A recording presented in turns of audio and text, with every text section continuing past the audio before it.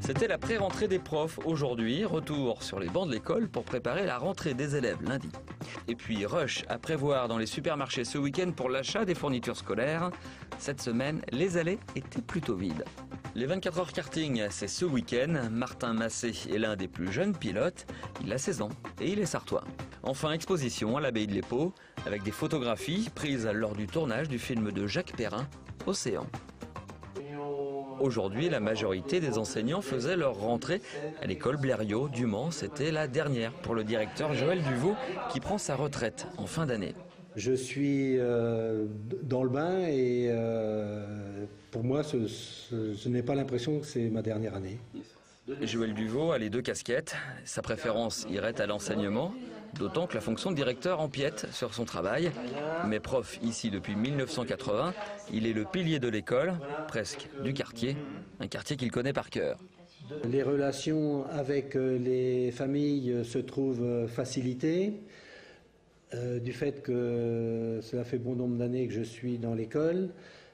Maintenant, je commence à avoir les enfants des premiers élèves que j'ai eus dans ma classe. Alors, nombre d'élèves ayant du retard. À quelques kilomètres de là, l'école Gazonfier avec un autre profil. Pour Aurélie, c'est la deuxième rentrée avec une particularité. Elle est remplaçante et ne connaît pas aujourd'hui son affectation. Quand on demande un poste de remplaçant, on ne va pas demander à être nommé 3 semaines avant. On sait qu'on peut aller de la petite section à la 3e secpa. La préparation, on ne peut pas en faire concrètement parce que vous pouvez préparer une séance et en fonction des élèves que vous avez, ça ne va pas du tout fonctionner. Donc du coup, beaucoup de sélection dans les documents que je conserve chez moi. Alors en attendant, elle donne un coup de main à ses collègues de son école de rattachement. Rangement de la bibliothèque, photocopie, préparation des dossiers, des choses qui nous prennent beaucoup de temps le reste de l'année. Du coup, au moins, ce sera fait. Rentrer avec les élèves lundi, peut-être.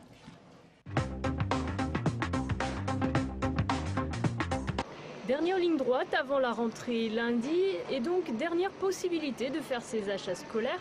Pourtant, dans les grandes surfaces Mancel, il n'y avait pas foule, car dans ce domaine, c'est à chacun sa stratégie. Et si certains sont déjà prêts depuis longtemps, on prévoit ce qu'il faut, donc des classeurs, des crayons.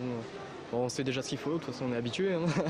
C'est les petits ajustements au dernier moment qu'on ne trouve pas forcément partout. Certains classeurs ou des choses comme ça qui sont rappelés d'une année sur l'autre, on reprend les mêmes fournitures.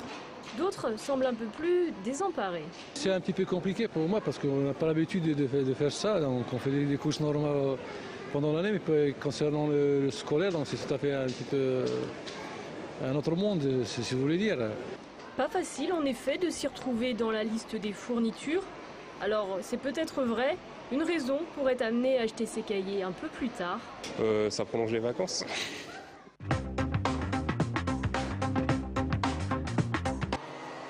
L'événement sportif du week-end, ce sont bien sûr les 24 heures karting.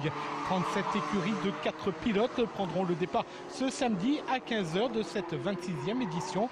Parmi tous les engagés, le team Bretagne 2 avec le kart numéro 23.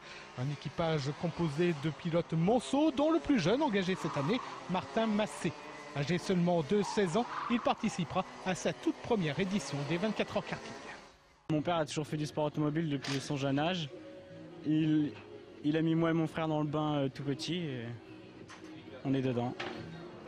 Manager une équipe de jeunes et donc de néophytes ne se fait pas à la légère. Il faut leur prodiguer quelques conseils élémentaires en termes de préparation pour mener à bien ces 24 heures. Déjà, on leur a dit de bien se préparer physiquement, mentalement et puis au niveau de la nourriture, qu'ils soient vraiment au top. Donc Martin, je sais qu'il a fait beaucoup de sport avec ses parents pendant les vacances. Mais comme Martin est issu d'une famille où c'est tous des pilotes, donc son père l'a bien managé à ce niveau-là. Et même bien préparé à quelques heures seulement du coup d'envoi, on ne peut s'empêcher de penser aux moments les plus difficiles que l'on s'apprête à vivre au cours de ces 24 heures. Surtout au petit matin, 7h, je pense que ça va être un peu dur. Et puis les relais, 1 heure, c'est long. C'est le kart avec les freins avant au volant, enfin, c'est très physique. Ces 24 heures karting seront à vivre en direct sur LMTV tout au long du week-end. À commencer ce samedi dès midi avec la présentation générale de cette 26e édition.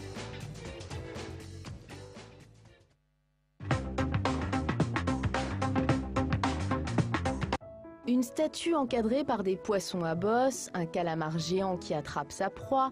Jusqu'à la fin de l'été, l'abbaye de l'Épau aura des allures d'aquarium. Des clichés réalisés par une équipe de 10 photographes pendant les 4 années de tournage d'Océan, le film de Jacques Perrin et Jacques Cluzot. Ils vivaient des moments absolument extraordinaires et ils ont voulu les imprimer pour les faire partager avec le plus grand nombre. C'est un film qui vous emporte dans un univers absolument magique où on s'aperçoit à la fois de la richesse et puis de la protection qu'il faut apporter au milieu des océans. Une ode au monde marin dans l'abbatiale, le chauffoir de l'abbaye est quant à lui consacré à une exposition signée Anne Crozat, illustratrice pour enfants. On y découvre le voyage extraordinaire d'une goutte d'eau. On est tous conscients que nous avons à transmettre à notre nouvelle génération un patrimoine en état et puis aussi de sensibiliser la population autour de l'eau. L'eau, on la retrouvera enfin sous forme d'iceberg du Groenland dans les salles de commission de l'abbaye.